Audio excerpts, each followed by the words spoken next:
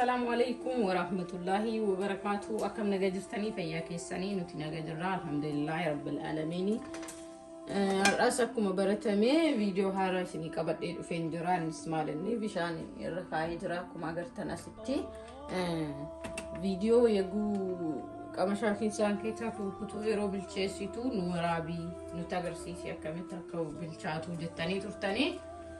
so amma videos ani isin garsiisa sana dura isin immoo YouTube ko like share subscribe gochuudhaan hiriyoota keessan biraan gaan affeerraa kooti namni ho'i gaafii immisuu injiruu naannawaa keenyatti yookiin immoo isuun injiruu akkasuma bilcheessanii hojjetu faayidaan isaa maali naan jedhanii jiranii achumaan hundeebisaa fi immistanii hojjettanii dafee bilchaataa yeroo isin irraan fudhatu akkasuma dhandhammiin isaa bareeda ta'a ni urgaa jechuudha fooliin isaasi kanaaf irsoo immisanii moor bareeda ta'a jechuudha amma as biratti kan agartan kun zayita asitti immoo ashaboodha kun isuma mataa isaa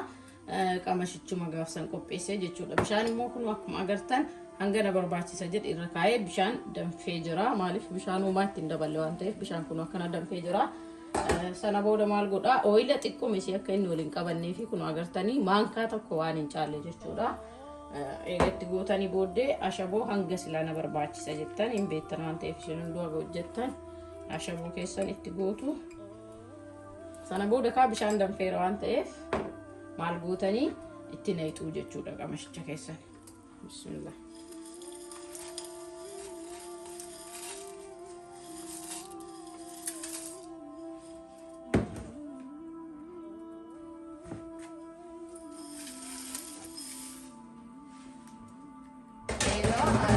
gootanii booddee maal gootu walumaan dhooftanii kun amma xiqqoo fakkaataa stiil isinitti xiqqishuu fakkaata garuu immoo xiqqoo miti ni barakataa ni agartuu yeroo booda inni bilchaate yookiin gahee irraa baasu bishaan kun baay'ee isaaf gahaadha jechuudha amma maal goona akkuma danfeerraan hin jenne qadaada kennaa siin akkanatti goone kun akkuma agartan akkana goone ibidda kennaa gabarbaadnu itti goone akka inni hin gubanne eegaatumaan yeroo inni bilchaatu qammastanii ilaaltu jechuudha beeksisan yeroo bilchaate so amma akkanatti takkasiisnaa hanga xiqqoo isin waliin turu danfu sana booda ka yeroo inni bilchaate waan goonu immoo wali garsiisa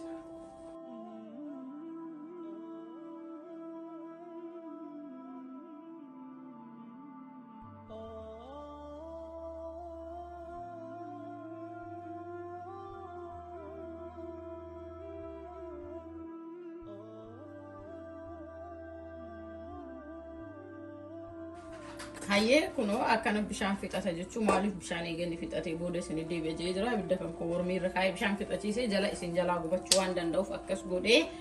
bishaan osooyyuu qammastanii ilaaltanii yoo inni isin bilchaatu dide yookiin akka waan jajjabaatu miitu waan ta'eef yoo san bishaan baay'ee xiqqoo ta'e irra buustu malee uumaatti kun immoo akka tasaa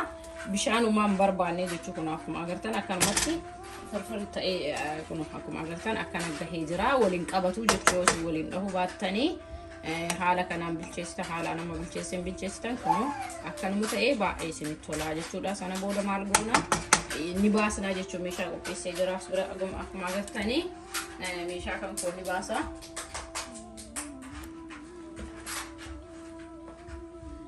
asitti akkuma agartan dhadhaa dur baay'ee qopheessee jira amma irra deebi'ee isin barbaachisu inni waan ta'eef asitti barbareedha kun immoo meeshaa itti baasu maal goona amma ni baasna jechuudha cirees fayyadamuu dandeessu raatas fayyadamuu dandeessu akka fedha keessaniiti yeroo tokko irratti wanti ta'ee miti jechuudha yeroo feetanii nyaachuu dandeessu kanaaf amma fakkeenyaaf cireef hojjetaa jira hayyee amma kun akkuma agartan meeshaa kooti baasee irraa hafee jira jechuudha maaliif ka duratti irraa hafaa hin barakataa ni baa'ata isiniin jedhee jira dhadhaa kan koo hagana barbaachisu isinis haga isin barbaachisu itti gootanii jechuudha kuno maaliif inni uli baysaa sanuma shakkiin qabu waan ta'eef akkanumatti adda gadi gootaniiti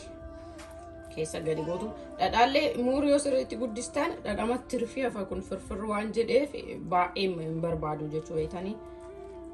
dhadhaa uf keessa qabachuu hin danda'u meeshicha majala hafa malee dhadhaan ammaan itti godhe kun inni uf keessa qabachuu hin danda'u normaalee akka marqaasanii miti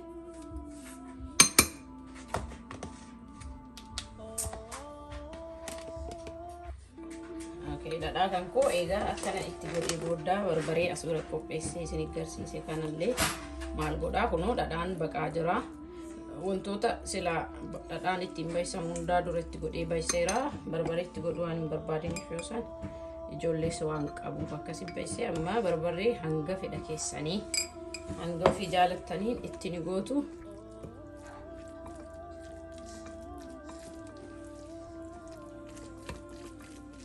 Ono akkanatti umayyuu wanti isinin jedhu waliin dha'uu yoo barbaadanii amma wal qabataa maal jettanii yaaddoftan takkumayyuu halluun isaa moor bareeda dhandhammiin isaas akkasuma namatti tola.